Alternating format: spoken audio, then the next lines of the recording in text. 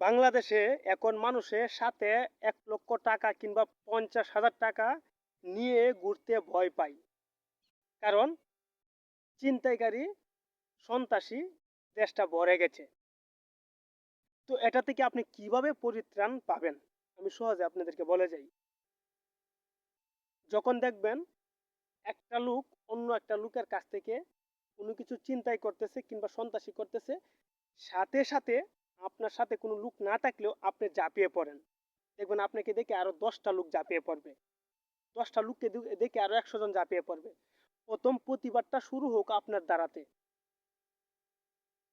তাহলে এটার মাধ্যমে যেহেতু এখন সোশ্যাল মিডিয়ার যুগ, অন্য সন্ত্রাসী, ছিনতাইকারী দেখে আর জীবনেও ছিনতাই করতে আসবে না। একটু চিন্তা করবে। তো আপনি প্রতিবাদটা করবেন এরকমভাবে যে তাকে এরকম একটা মাইর দিবেন